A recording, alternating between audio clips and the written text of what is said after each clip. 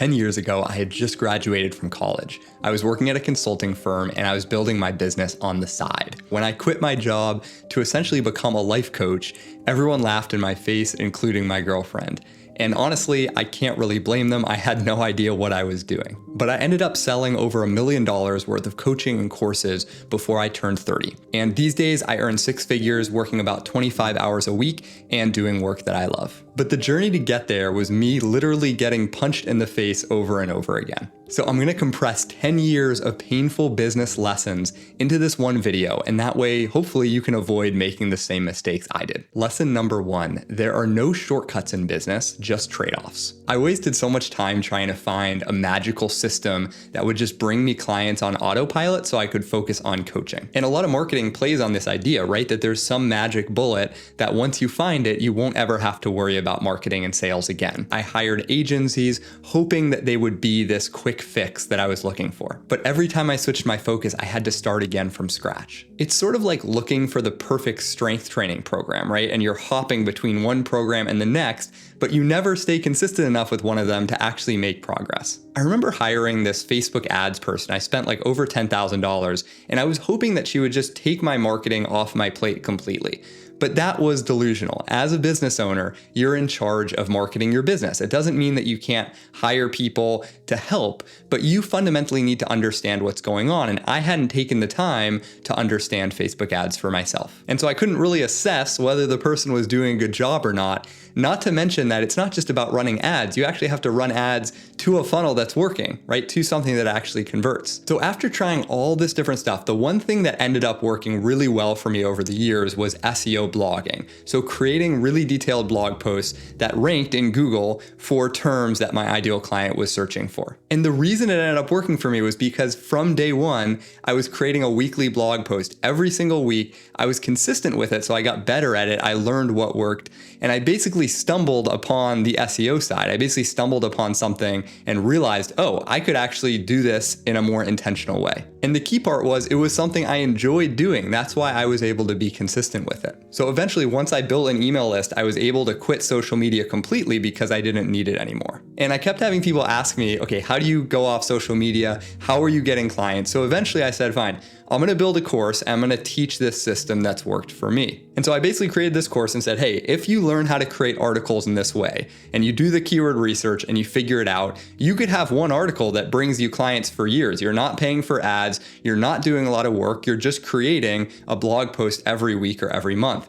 But I was actually falling into the trap that I had gotten attracted to from the other gurus, right? Hey, learn my system and it will work for you. But the truth is, I went through the course, I ran this small beta round through it, and I got great feedback on it. People learned a lot, but they weren't actually, for most of them, writing the blog post, right? Because it takes actually a ton of work to write these detailed blog posts that are really valuable. And I realized, oh, this is why you can't just teach someone the system that worked for you and expect it to work for them, because they're gonna have to be consistent with it, which means it's gonna have to match their strengths and personality. And only a small part of that cohort was it actually a match for. They liked the idea of it, they liked the outcome it would get them, but they weren't willing to be consistent with the process and commit to it. They were looking for a magic bullet. So every marketing strategy has a hard part. The only real shortcut is to stop looking for shortcuts and commit to something for the long term. Honestly, you should assume that you're gonna invest 6 to 12 months in any new strategy just to learn it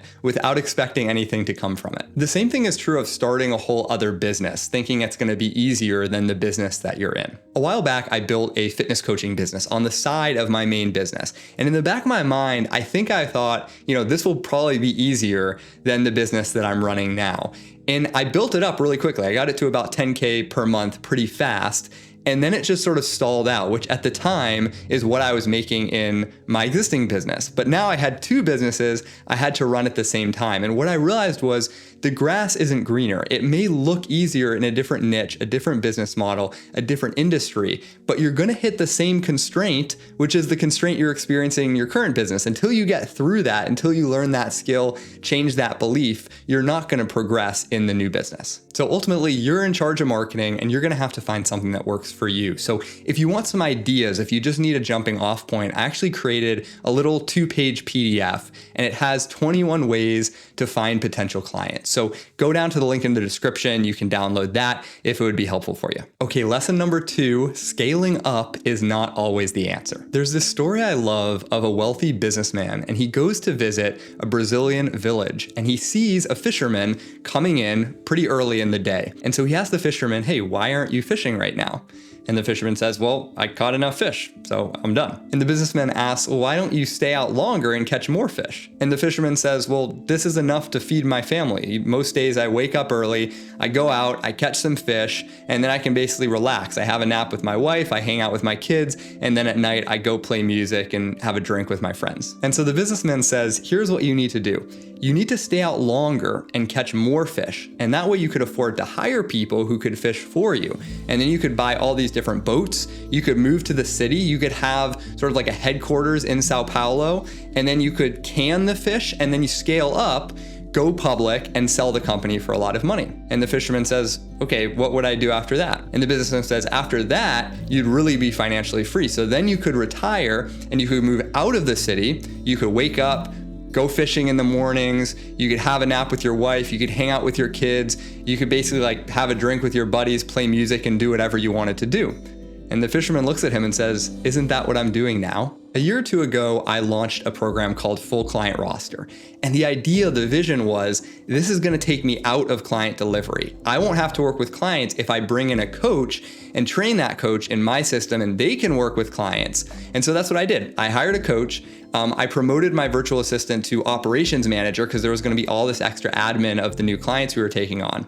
And then I sold out that first round. I got 20 clients in on the first round. So the program's going, and I quickly realized I don't have any more freedom than I had before. I'm still spending just as much time, but I'm spending time managing people, the coach and the operations manager, instead of working with clients, which is actually the thing that I enjoyed in the first place. And I was making way less money because even though the program was really successful, I was paying the coach, right? And now I was paying the operations manager. So I had way less margin. And each month I was stressed out about meeting payroll. And what I realized from the whole thing was that I actually don't want to put in the work that it takes to build a big business, to build a big empire. I enjoy working with clients. I like having things be simple. And around the same time, I read this quote from the writer Edward Abbey. And it basically says, growth for growth's sake is the ideology of a cancer cell. And it really hit me. That was the only reason I was trying to scale up, is because I thought that I should. It was growth for growth's sake. I thought that that's what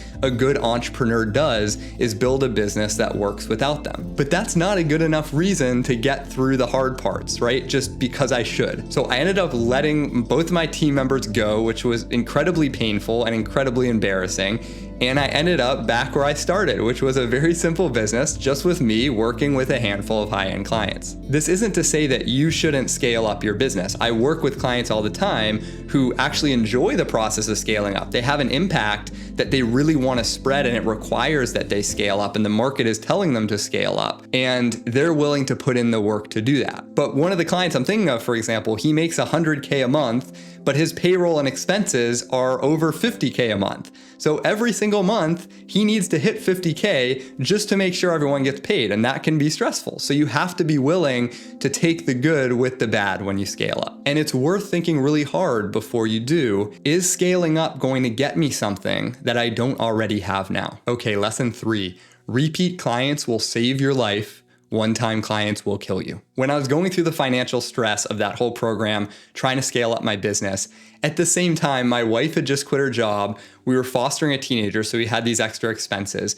and I was stressed out of my mind. Like, the business was really tight financially. I wasn't budgeted out as much as I wanted to be. And then midway through, my lead flow started slowing down, so we weren't attracting as many clients as usual. And the thing that saved me, the thing that got me through that year, was the fact that over 50% of my one-on-one high-paying clients were repeat clients. Right? So they either were signing back on to work with me, or they were clients from the past who came back on board. And I was literally able to just send a few emails out when I needed clients and say, hey, I've got a spot open. Do you want to come back? And re-enroll those clients. But imagine if I was churning through the clients I was working with, or if I didn't have clients come back, that would have been really stressful. I would have probably run out of money. And so that's when I really learned the lesson. Repeat clients are everything. Repeat clients make business so much easier. And a lot of getting repeat clients is about choosing the right client in the first place. So I remember this interview with Marshall Goldsmith, who's like the grandfather of executive coaching.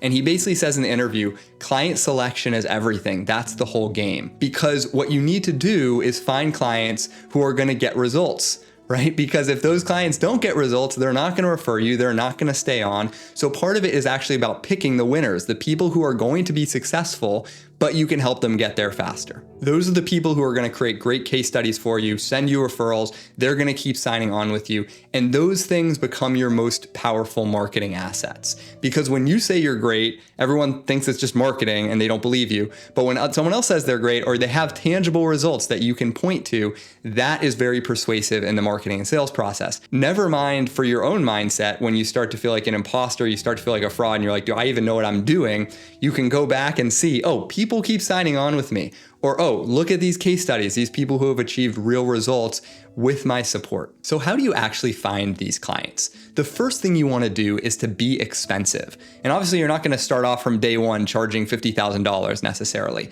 But ultimately being at the higher end of the market is a great filter for serious clients. Last year I did an experiment where I bundled up a bunch of courses on my birthday and I said, hey, this is going to be a pay what you wish bundle. So you can pay me $1, you can pay me $100, pay me whatever you're able to, whatever you think it's worth, and then you'll get access to the courses. And what was interesting was 170 people bought the bundle. So it was pretty successful, a lot of people. But I didn't make that much money because a lot of people were paying almost nothing. And I only got one email from someone months later who was like, hey, I put this into action and I got results. Thank you for offering it in this way. Everyone thanked me when they bought it, when they was like, hey, this is a great deal. But what I realized is that people didn't really have skin in the game. They weren't really committed. I'm not saying you need to charge a ton of money just to get people results, but it does help filter for the right client. Another thing that helps is auditioning clients. So one of my coaches, Charlie Gilkey, says there's 3 types of clients: nothing to something, bad to good, and good to great, right? So nothing to something clients are like you're taking them from 0 to some result, 0 to 1. So in my niche, if I'm helping someone grow a business, it's like I don't have a business at all, no clients, to I've gotten my first few clients and now it's a thing. Then there's clients that are bad to good, like I have a struggling business and I want to turn it around. And then there are clients who are good to great. I already have a successful business, I just want it to be even better, or I want to make more money, or I want to get some time back in my day. And so what I realized is like I can help everyone, but I really enjoy helping people go from good to great because these are people who have already proven themselves as winners, right? They just want to get there faster. They just want some support, but they're going to be successful one way or the other. The final thing you want to do if you want more repeat clients is to under-promise on sales calls. It can be really tempting if you have someone who's on the fence and you really want to enroll them to kind of tell them what they want to hear. But the more you promise on a sales call, the harder it is to over-deliver when you actually work together. And you end up with a client who's needy, who's stressed out, there's a lot of pressure on the engagement, it's not super fun. And in the worst case scenario, the client ends up hating you and then you have a bad reputation. So we want to avoid this, even if it means we close slightly fewer sales. But it's not just about choosing the right clients. If you want more repeat business, you also need to create a great experience for the people who pay you. So that takes us to our next point. Lesson number 4, every offer you create should be an act of love. Years ago, I launched a group program called High Ticket Coach. It was an absolute fucking disaster, and I wish I had never done it. The reason why it was such a disaster is because I created it out of fear. At the time, I was in a mastermind with people who were making a lot more money than me. And I'm pretty competitive, so every time I'd look in the Facebook group and I'd see some of the numbers of like, hey, I had this record month, I made this much, I would start feeling insecure about myself. And honestly, it made me rush. So I started selling this program. I think it was for like 5K or 6K. And I got people into the program and I made some money. But a few weeks in, I had one of the members leave the group. And he didn't ask for a refund or anything. He was just like, hey, I realize this isn't for me, so I'm gonna not continue. And I remember that night, I could tell something was going on and I couldn't sleep. And the next day I wrote this post about like, what do you do when you feel like an imposter and you want to refund all your clients? And it was sort of like, okay, you want to make sure that what you're offering is useful, go back to your case studies, remind yourself that you know what you're doing. But it was really because I was anxious that the program wasn't going well. And I remember I sent this email out to my email list with that blog post. And the subject line was, is Greg Faxon a fraud? And one of the people in my program replied to that email and was like, hey, when I saw the subject line, I thought it was from someone else. And I was like, in my head, Yes, he is a fraud. And he went on to complain about what he didn't like about the program. And I was absolutely horrified. Like, I was totally gutted, partially because I knew that he was somewhat right. Like, I knew this program had been rushed and it wasn't my best work. The weird thing was he actually got good results. I remember this guy got a bunch of clients like pretty early on in the program right after he enrolled, but he could obviously tell that my heart wasn't in it, that I wasn't coming from a place and an intention of wanting to serve the people in the group. So people can feel your intention, right? They can feel when you're being a greedy bastard and you're just looking for quick money. And they can feel on the flip side when you really care about them and you want them to succeed and you're going that extra mile to make sure that it happens. In business, you're always going to have some people who love you and some people who complain about the thing that you provide. But what matters is that at the end of the day, you can look yourself in the mirror and know that you did your best. The program wasn't a total failure. I remember I had one client who started off in that group program, ended up hiring me again one-on-one, made a bunch of money. We had a great relationship. But the point was, my intention was off the whole time. And I ended up basically taking like 3 months off from my business completely, like just working with existing clients. I wouldn't let myself take new clients on because I was convinced that I was a horrible person and I wasn't helping people. On the flip side, I launched a program with my client Gemma Gilbert earlier this year, totally different program, and our intention was completely different, right? Like, we had both taken a lot of marketing programs, we've taught a lot of marketing programs, and we kind of noticed this gap in the market where people weren't being supported and actually implementing this stuff. And actually, like, how do I structure my week so I can be productive and I can actually take action on what I'm learning and set boundaries and manage my time and my energy? And so when we created that, we were like, let's have fun with this. Let's provide something for people that they don't currently have. And the program was a huge success. I think we enrolled like 86 people in that first round. We offered it at a lower price point just as a beta round. We got great feedback. Why? Because our hearts were in it. We were trying to create something to help people. So the takeaway here is you need to be brutally honest about why you're selling the thing that you're selling. Is this just a money grab, or are you actually doing it out of love? And only you can know that, right? But people will feel it. It's okay to want to make money, but you need to actually be proud of the thing that you're creating. And here's the thing, you can actually create an offer out of love, your heart can be in it, and it can still flop. Like, you can still have people not buy it. So if you are having that happen, what I'd recommend is reading a book called $100 Million Offers by Alex Hormozi. I did a video that summarized my key takeaways from the book, would highly recommend it, wish I had read it earlier. So go to the link in the description if you want to go deeper on that topic. Lesson number 5, you're probably doing better than you think you are. Every year for the last 10 years of business, I've had times when I've wanted to quit, when I've just been totally unmotivated, gone and researched other businesses that I could start. This is very normal. I even had a time when I was really low where I applied for a job, which is like, I can't believe I would want to work for someone else, but in that phase I did. I remember applying for a job, I didn't even get an interview and I just felt embarrassed. And then a few weeks later I got motivated again and I started working on my business. And here's what I realized is the internet makes it seem like everybody's more successful than you. And that can be really demotivating. If you actually look at the stats of small business, 50% of businesses fail in the first 5 years. For every entrepreneur that's making $500K a year, there's 999 who aren't. And for every entrepreneur who's making $1 million a year, there are 9,999 who aren't. Like, when you really go look at the stats, business is not easy. Most entrepreneurs don't make a lot of money. Most entrepreneurs fail, but you don't hear about them because no one brags about failing. And then you beat yourself up when you feel like you're not doing well, just because you're seeing the small percentage of entrepreneurs who are really killing it. A lot of these people who are making a bunch of money, these are like the Michael Phelps of entrepreneurship.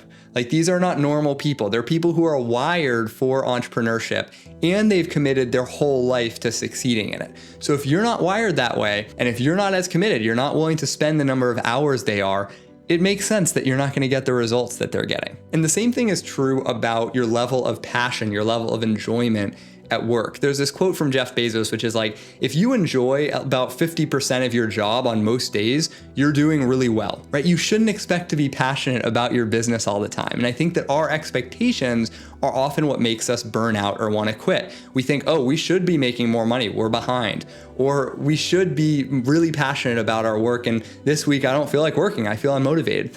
That's normal. You're not a robot. You're gonna go through periods of being motivated, being unmotivated, making a lot of money, having dry spells. As long as you're in the game, you're winning, right? Entrepreneurship is an infinite game. It's not a finite game. So if you don't quit, you win. But here's the thing. Sometimes you need to know when to quit. Sometimes it actually makes sense, and it's often when we least expect it. So go ahead and watch this next video I have called Successful People Know When to Quit to learn more about that. Thank you so much for watching the video. Hopefully I get to stay in business for a little bit longer, learn more lessons, and share them with you.